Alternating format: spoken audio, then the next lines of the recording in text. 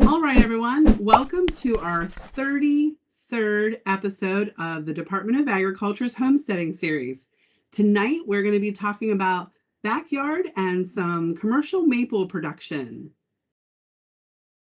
First, I'm going to go over a little overview about some of our services at the Department of Agriculture. And then tonight's guest is Brittany Ferris from Family Roots Farm, and she's going to be giving us a nice overview on all types of maple production.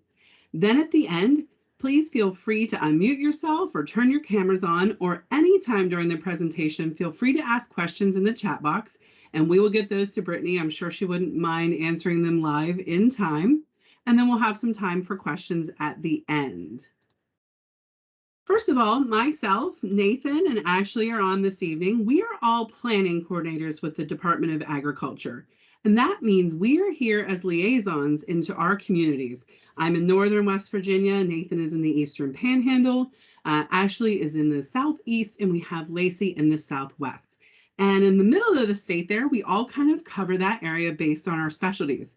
We can help you with anything from production planning to being a member of West Virginia Grown, maybe networking your community with farmers markets, maybe navigating legal issues and trying to figure out how it's legal to sell your products. But we are here to help, and feel free to reach out to us anytime. West Virginia Grown is our premier branding program. You'll notice in this little sample here, you'll see Family Roots Farm, who is our guest tonight. They are proud West Virginia Grown members.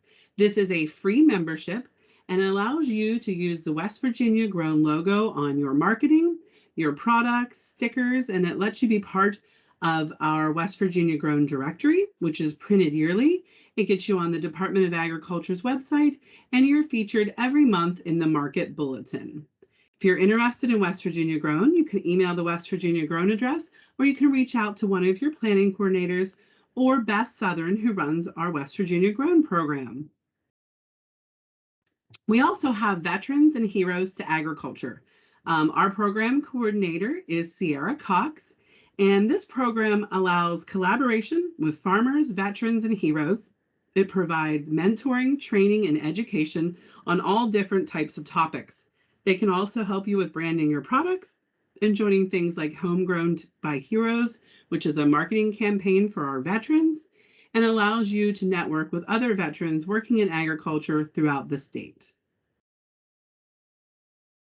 All right, before I go ahead and start this video, I want to give a little introduction for Brittany. She is a maple producer in Brooke County. They are also produce growers. They have you-pick strawberries, many maple products, and they do some high tunnel growing. We're going to go ahead and start with a video first this evening, and then I'll let Brittany come on, introduce herself, and we're going to do a short PowerPoint on maple production, and then we'll follow up with questions.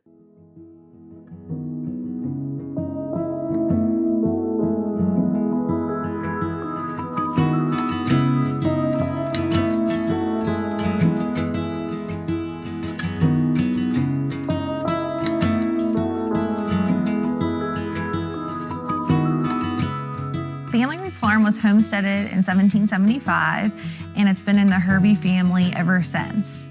And we decided we were blessed with this land, let's put it to use. So that's kind of how Family Roots Farm formally started.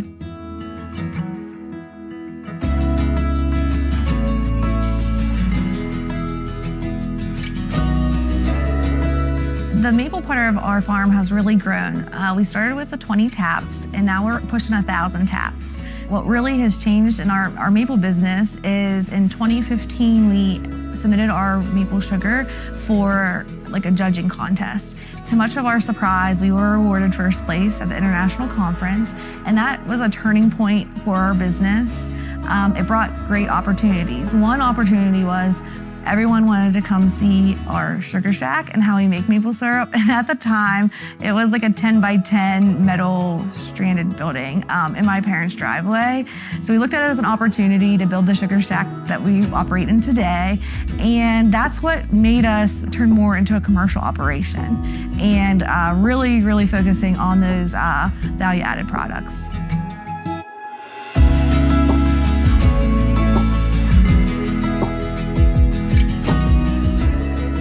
We started Family Roots Farm in 2013, and I attended my first Women in Agriculture conference through WVU Extension, and I learned about Annie's Project. And we attended our first Annie's Project class, and Dr. D says, how do you set your price for your products? And we set it by our Google search.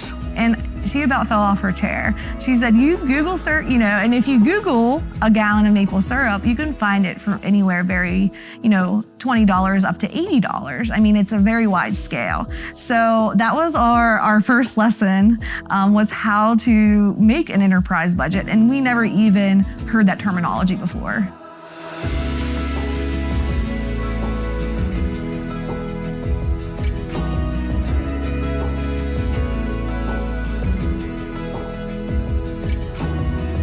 Being active and taking a lot of the training courses is how we got our farm where we are today. And it would not be possible without our resources and network of folks, WVU Extension, SARE, NRCS. It took what we felt was a hobby to a business, but all along we did have that business, and Dr. D made us see that. And not only did she make us see it, but she made us believe it. There's so many great resources out there that have provided us with education, technical support, and financial support that we wouldn't be where we are today. I have worked with Family Roots Farm as long as I've been engaged in the maple scene down here. They're a wonderful family organization, part of the community, mentored them in their sap and syrup production. And I've used Family Roots as a site to implement maple research and move our agenda forward. Here at Future Generations, I do a lot of adapting research and findings from up north to our specific climate and our specific soils down here in Appalachia, in West Virginia. I work with Family Roots Farm as well as a number of other producers trying to increase their production through application of research. My own personal research has been in sap and syrup production in walnut. We're developing a specific spout or spile that you insert in the walnut trees to extract the sap. And it's our hope that we'll be able to see a walnut industry, actually seeing a walnut industry, walnut sap and syrup industry developing in our region. I want to emphasize that here at Future Generations, these grants are within a program. We have a commitment to helping communities develop and change. We have a commitment to this initiative, and developing a sap and syrup industry. And of course, if you're going to tap your trees, you're probably not going to cut them down. Promoting the industry promotes sustainable forestry practices. We can earn an income, livelihood enhancement through our maple trees without putting them on the log deck. And what our Northeast SARE programs have done have been a launching point from which we've then gone out and found other additional funds for each of those projects to keep them going. So when the grant period ends here, the program does not end.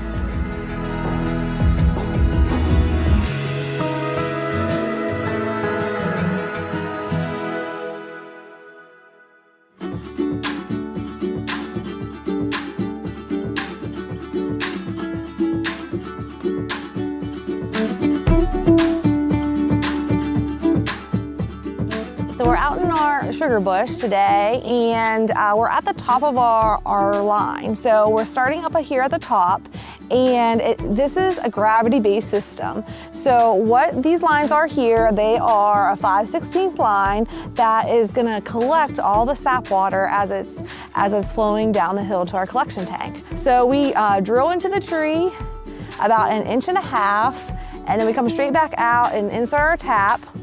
So now remember, when we drill in, we find a nice healthy spot on the tree. Do you think this looks good? Yep. Okay. So now we're gonna drill in, okay, and then we're gonna come straight back out. You ready? Yeah. Good job. Take your time now. Nice and easy. Oh, Grady, check it out. So we made our way down to our main line here. The lateral lines then feed into the main line, and this main line will just go right down over the hill to our collection tank, and then from there is where we'll gather our maple sap to haul back to the sugar shack. When we get the sap in from the woods, we bring it down and it pumps down to our milk tank down in our basement. And from our milk tank in our basement, we can do two different things. We can pump it up into our tank up here to go into our evaporator, or we can take it to our RO and RO the water. So this is our reverse osmosis machine. Same thing as you can have on your kitchen to filtrate your drinking water. With maple syrup production, we are taking the sugar and all the minerals that we want and getting rid of the water.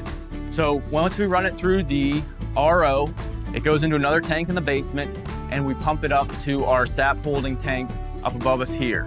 It goes down into our float box, into our evaporator. From where it pushes it around, it comes into our finishing pan, and our finishing pan here goes through the maze into our draw off. And we're just trying to get a little bit of syrup come out of here, just a little bit at a time. You can kind of hear it. First, before we put it through the filter press, we have to add a little bit of diatomaceous earth, which helps us filter the syrup out. So now we're going to turn the filter pump on, and right up here you can see that it's probably going to be coming through the filter. So right in here you can see that the maple syrup is getting filtered through our filter paper, and it's coming out, as you can see in this hose, crystal clear. After we filter the syrup through the filter press, if we put it into the blue jugs or we put it right into our canner, we just put it in here and we'll bring it up to temperature. We open up the valve and fill the bottle up, cap it up, and it's ready, off for sale.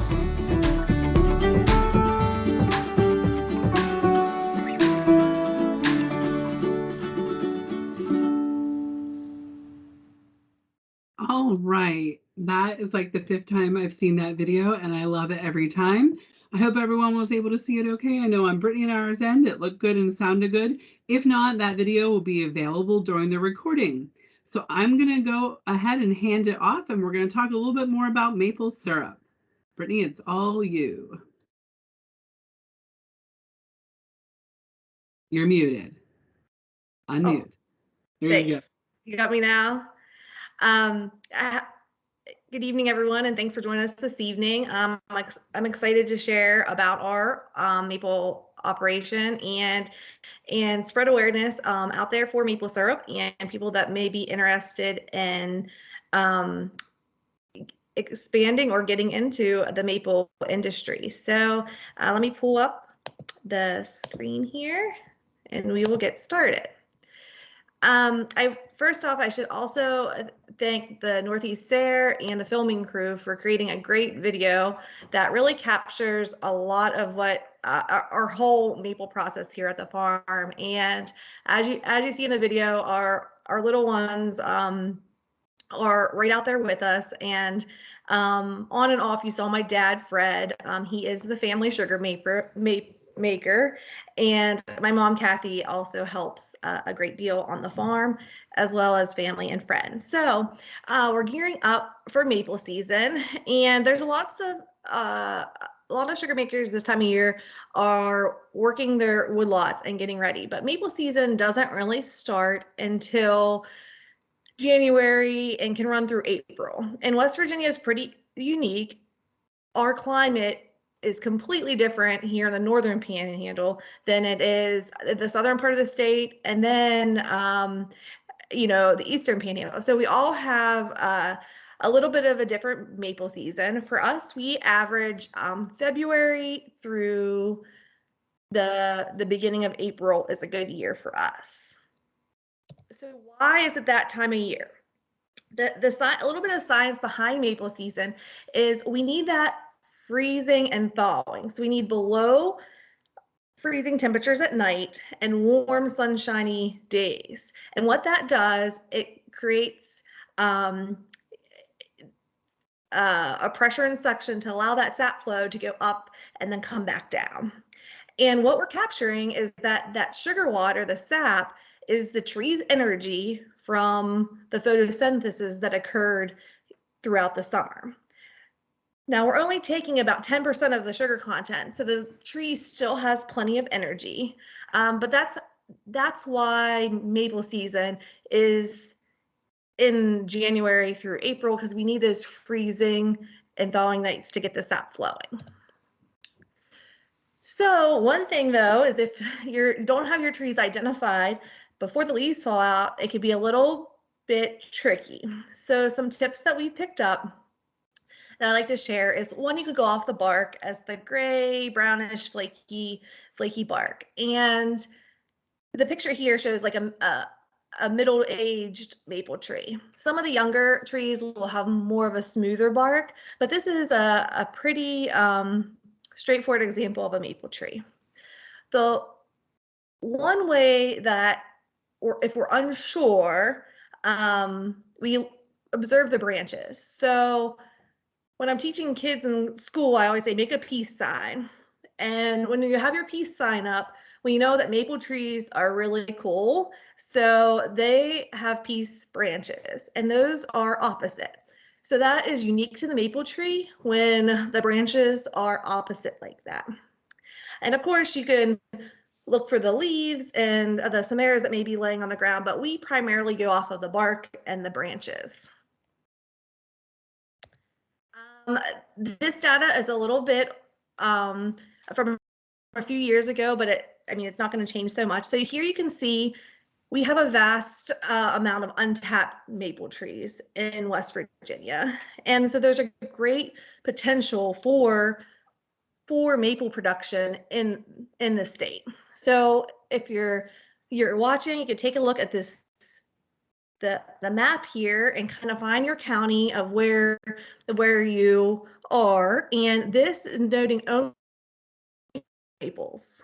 So in our area, we also have a lot of red maples, which are also tappable, but this map here just says the sugar maples. So there's great potential for the maple industry throughout the state.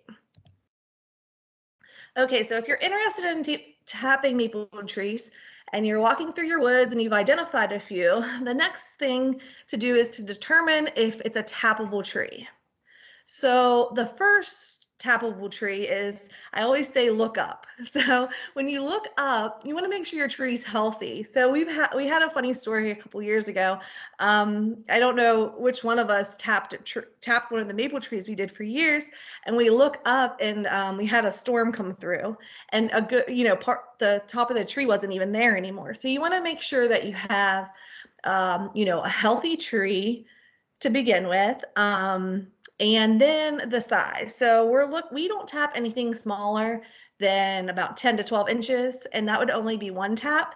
And then once it starts getting up there where you can't put your arms around it, we go 2 taps. Some producers go over 3. We tend to be a little bit more conservative.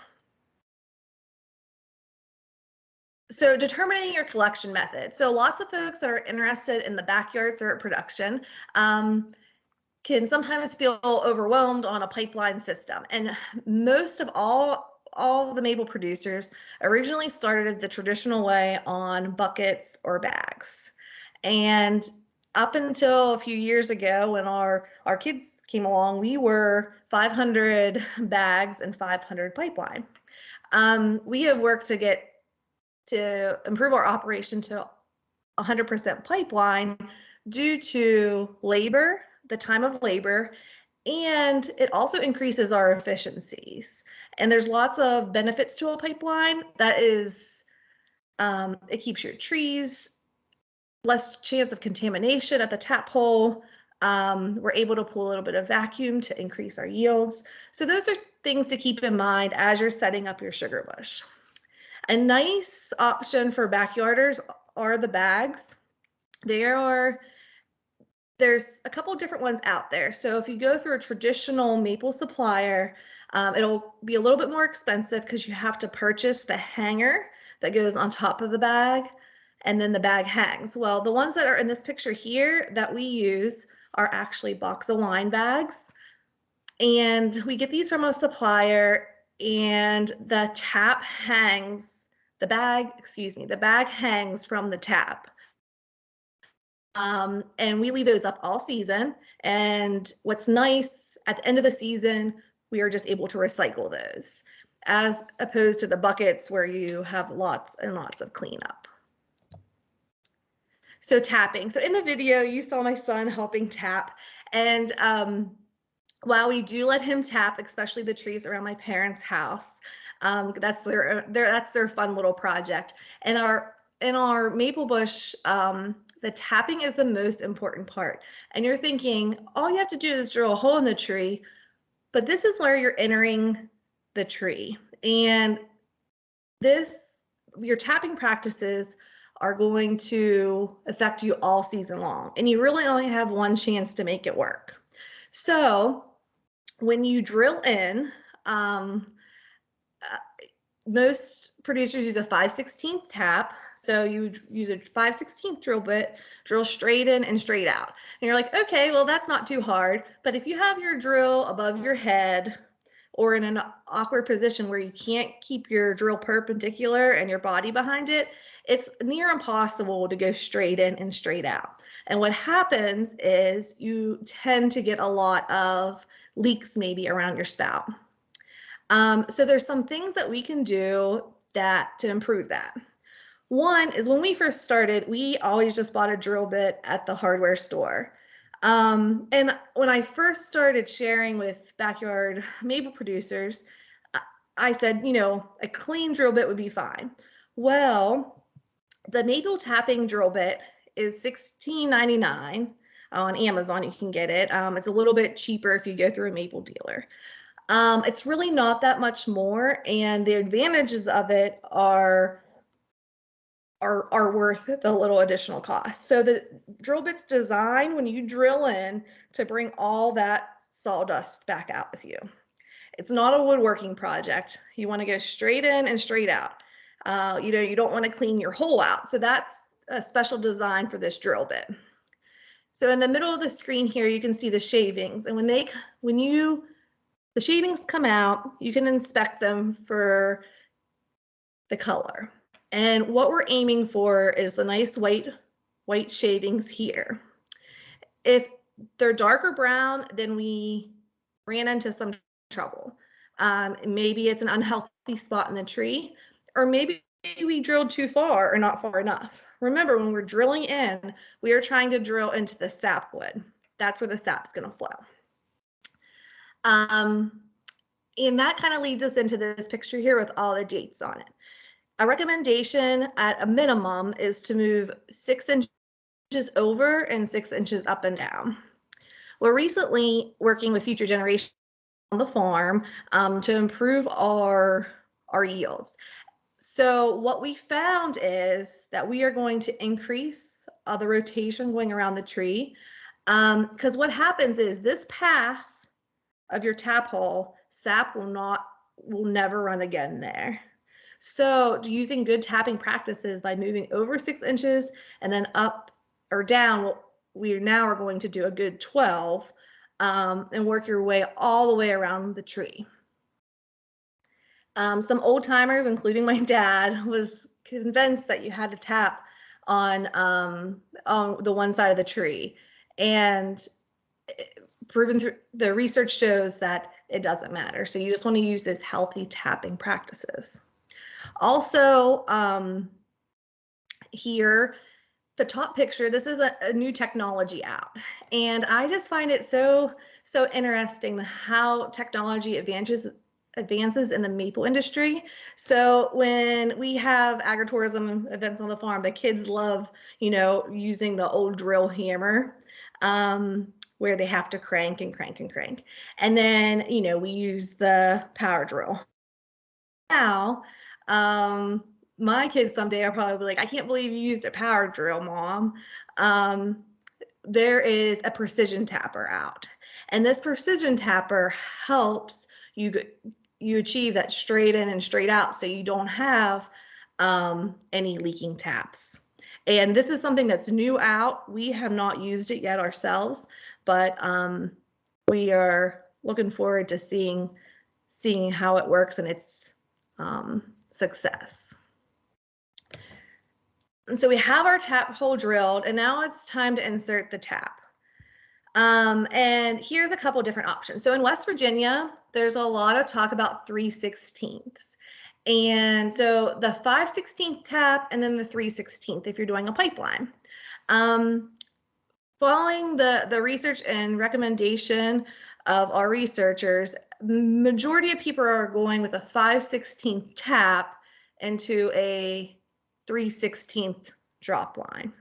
And that's a little bit more advanced on a pipeline system, but it's something just to keep in mind. So shown here, and here's a great history. And when we first started making maple syrup, the bottom tap is what we actually used. And before that, my dad made like a homemade one out of stainless steel, and he jokes that they never did leak. But the modern technology out is the check valves, which are designed to keep anything from going back into the hole of the tree. And another new tap out is the back control, and the tap is embedded with silver, and it's supposed to help fight bacteria. So as an Appalachian tradition, maple syrup, you really don't think of the advances in technology, but it's really come a long ways. So when you go to tap, you can see in this picture here, we're using a small carpenter's hammer for backyarders. That's great. You just want to be very easy, and they call it tapping for a reason. So if you overdrive your taps, it's going to seal off the hole. So it pretty much just takes like 3 little tap, tap, tap, and you'll hear that thud. So you want to stop there. Center of your screen, that is an actual industry tapping hammer that is available too. So you'll notice there hasn't been any of the galvanized buckets, and while I love them for decor, if you come to our sugar shack, that's what our light fixtures are made out of. Let's keep our galvanized for decor.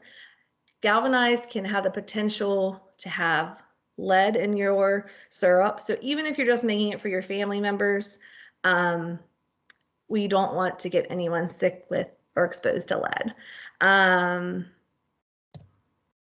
Sap Water Management. So we've tapped our trees, and we got our first warm sunshiny day and our cold freezing night, and we have our first run is what maple producers call that. So we collect our sap water, and keep in mind that the longer you hold your sap water, the darker your syrup's going to be. And that's because that sap water starts forming bacteria. So it's important that those warm daytime temperatures, that you have a place that you can store it cool, and it can be kept in refrigeration for up to 7 days. Now you're thinking, where am I going to put all this sap water if you don't have the time to boil it right away? We use old milk tanks. Unfortunately, the dairy industry continues to decline, but milk tanks are pretty readily available at a low cost. So we use the milk tanks to store our maple sap. So that leads us into how much sap does it take to make 1 gallon of maple syrup? And I guess you could say it does depend, but on average in the state, it takes 50 gallons of sap water to make 1 gallon of syrup. So this visual here we created at our farm for one of the field trips that the kids were here, and it really shows you all that work. We've also done it with a 50-gallon drum and a gallon. So it's a lot of work to make that 1 gallon of syrup.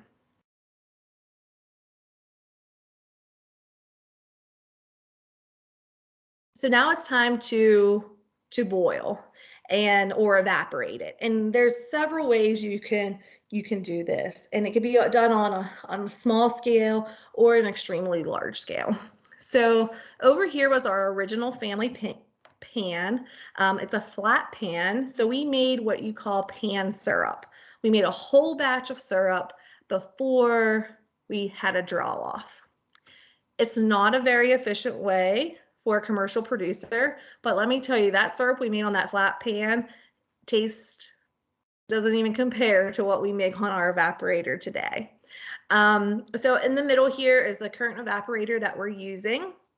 It is a small evaporator for 1,000 taps, but it works for us because we also use reverse osmosis, and that way we can boil on slow days too. We don't have to wait until we have X amount of gallons to fire up our evaporators. Evaporators can be fired by wood, sawdust bricks, gas, propane. There's all different ways to fire them. So here's a little bit more in depth about a pipeline system. Well, it does make for less labor as far as collection goes. There is a lot of labor to maintain your pipelines. And sometimes I think folks getting into it think you'll put your pipeline up and you're going to get all this sap. It's really not that easy. It takes daily walking and maintaining lines, because if you get the slightest little hole in your pipeline, your yield is going to be tremendously affected. And you're thinking, what can cause a hole in a pipeline? The number one problem that we face is squirrels. And squirrels chew right through there. We try, I'm not sure if you can see my cursor or not, but we try to hold our drop lines, off of the tree so that the squirrel doesn't have some place to stand on there and nibble on our lines. We can see the cursor, just so okay. Thank you, Kacey. I'm gonna try to play this video and hopefully this works for you. You probably aren't gonna hear any sound, and that's okay. So what we're doing here, and it's at night, it usually is, we're using a Sap Puller. This is a great option for a smaller producer. One of our Sap Pullers on this one has about 500 taps. The max for them is about 750. But we're able to pull vacuum to help our yields out. So as it's flowing in there, it's pumped right up into our collection tank, and it works well. So when we're looking for those leaks, the valves on this will help us determine if our pressure's low, then we know we have a leak. And the same thing here. So you can see like the little train of bubbles. So we always are watching our lines. If bubbles are headed uphill is a sign that we have some trouble going on, or if there's no bubble.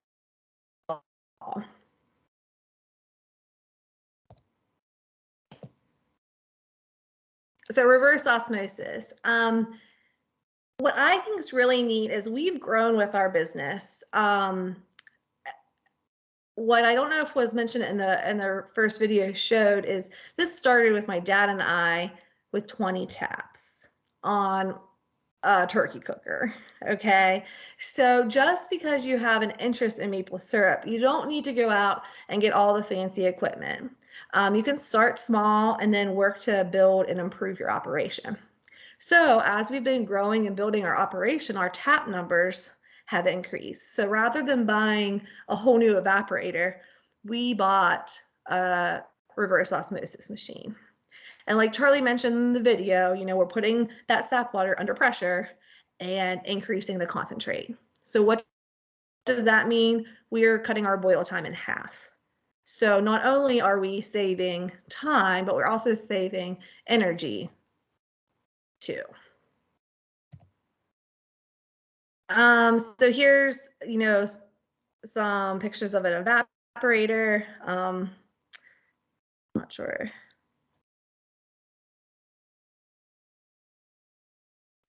So to make syrup in your backyard, This is a really good reference to make it and make really good syrup for yourself. Remember, you don't have to have all the bells and whistles to get started.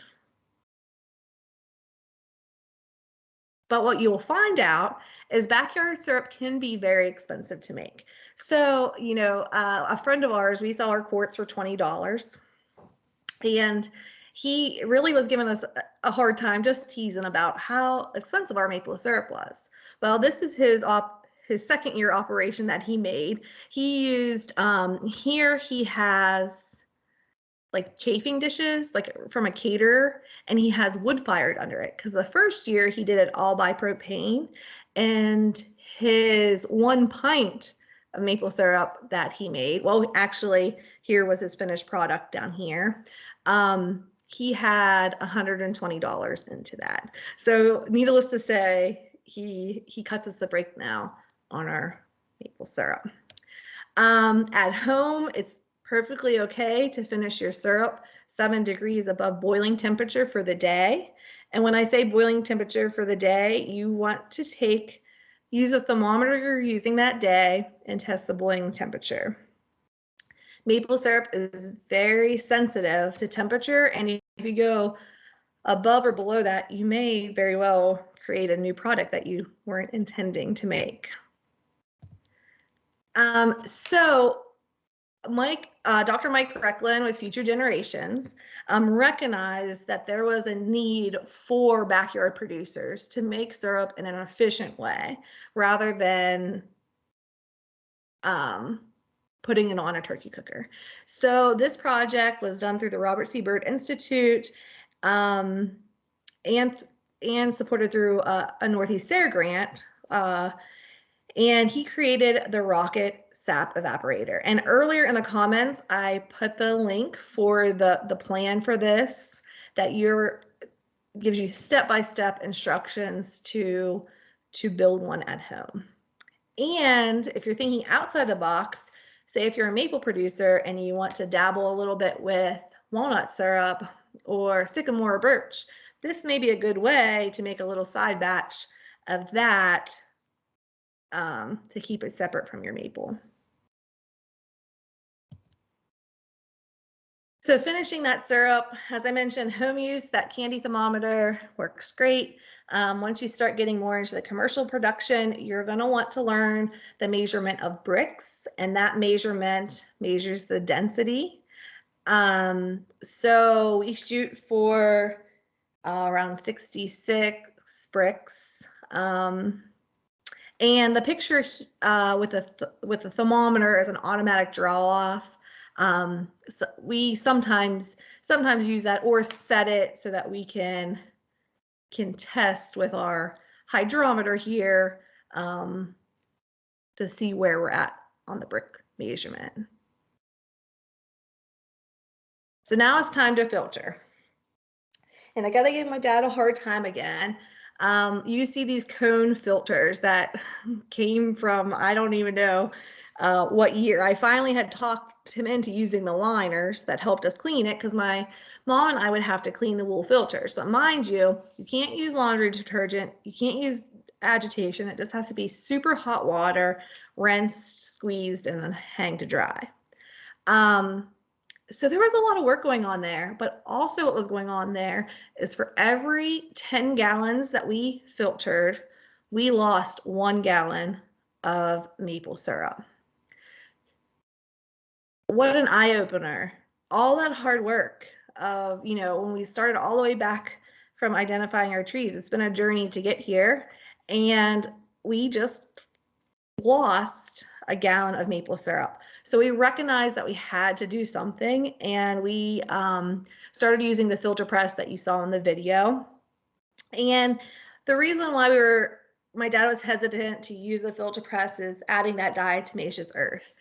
And what that diatomaceous earth, one, it's food grade. It's our filter aid.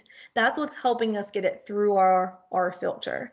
So it's still 100% pure syrup. It also improves the clarity of the syrup as well. So when you start to market your maple syrup, everyone's going to come up and say, I want grade B syrup, because it's like the medium amber or the more stronger, robust taste. Well, it's probably going on 5 years ago, the international grading system changed, and there's no more A and B.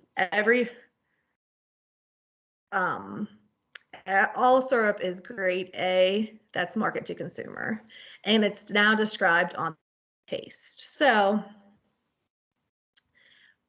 how do you get golden color, or how do you get the darker, robust taste? One part of it is up to Mother Nature, but how you store your sap water, how quickly you process your syrup, how clean your operation is going to also have a pretty big impact on the color of syrup you're making, as well as the quality.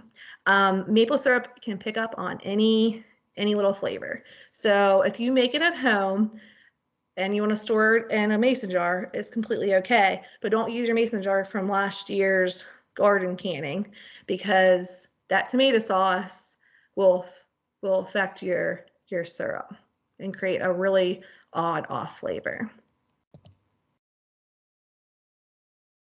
So it's time to come to the process and storing, and this can be done many ways. For years, we stored it in quart mason jars, back when we only had the 2040 taps. Now for us, we like to store a lot in the 5-gallon. They stack easy, and I could handle them, like moving them around. We do also use barrels, as a lot of your larger producers do all barrels. They're just a little bit harder to move around, and you have to have large storage for them. The one thing is, when you're bottling maple syrup, you want to bottle at 180 degrees.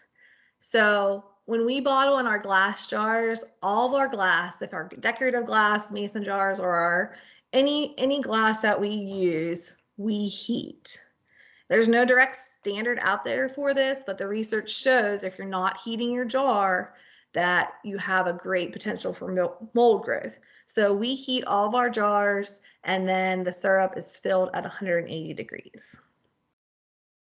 If you go over 180, you're most likely going to get sugar crystal formation in the bottom of your jars. So when's maple season? It's going to be as soon as those trees bud. And for us in the Northern Panhandle, what happens usually is we have one stretch of a warm spell, like 4 or 5 days where it's really nice weather and you think spring's here, and boom, the trees start to bud. And as soon as they bud, the season's over. If you continue to make syrup after that, you're going to make what they call buddy syrup, and it's going to be very poor quality, not even able to be used in any value-added products. Buddy type syrup is on a large commercial ships, can be used in like dog foods or in feeds like that.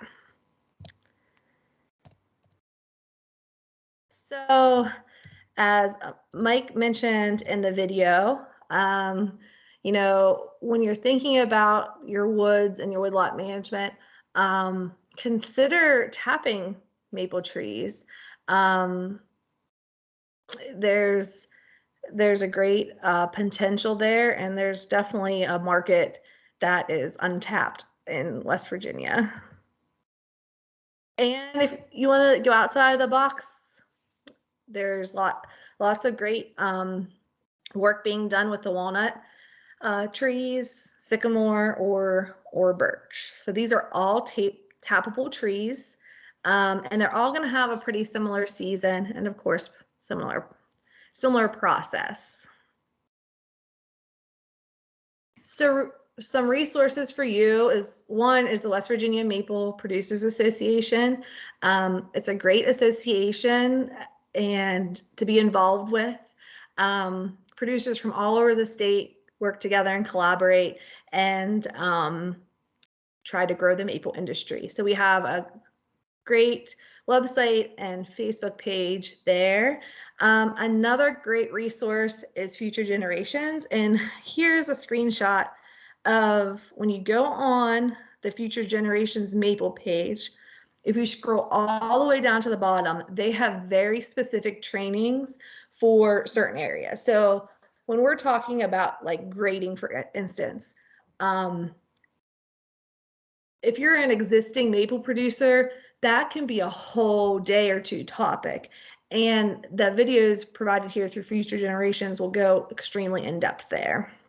And they have them for sanitation, pipeline, all different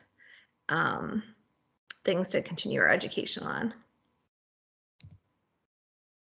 This is also a book that I like to reference, and I have the opportunity to teach maple in the classroom. So this is our class book, and it really is good for someone that's beginning or that's someone that's been doing it for years. It's well written to a level that I feel as a producer I can take and apply to our operation.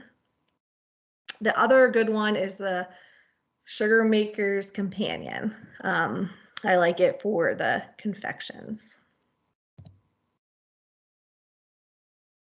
So I think that's all I have for now. If anyone had any questions, I'd be happy to take those. Sure. I'll let everybody else get first dibs. Oh, Brittany, go out of sharing mode because it makes an echo.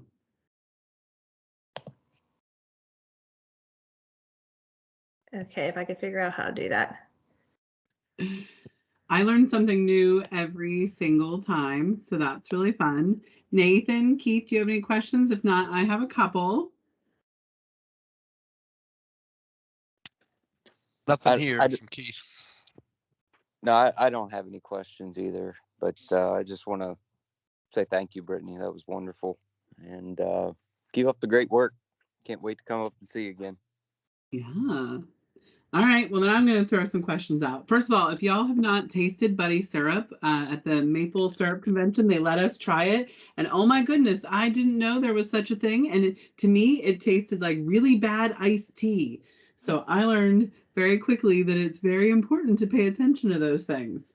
So here's my first question for you, Brittany. Most people will end up probably leasing some of the places that they're tapping on, I'm assuming, right? That's probably the norm. If I am doing a tap line on leased property, first question is, do you remove it completely every year? Yes. So leases are very common, and we actually have two wood lots that we use under lease. And whether we lease it or not, the best way for that tree to heal is at the end of the season, you're going to remove the tap. And if you're on bags, that's pretty much it.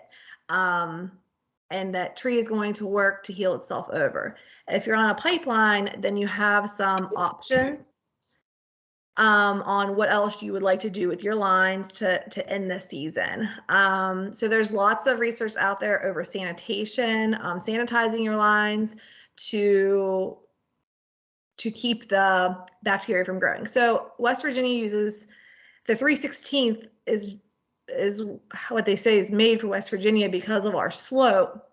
We have a 3/16 on part of our operation, and unfortunately, the area we chose to put it on, we should have used it 5/16. It doesn't have the best of slope, but what we find is the 3/16 around the fittings, if they're not properly sanitized and clean, that bacteria can grow and grow completely closed. So your sap's not going to pass through that, and your yields are going to be so low.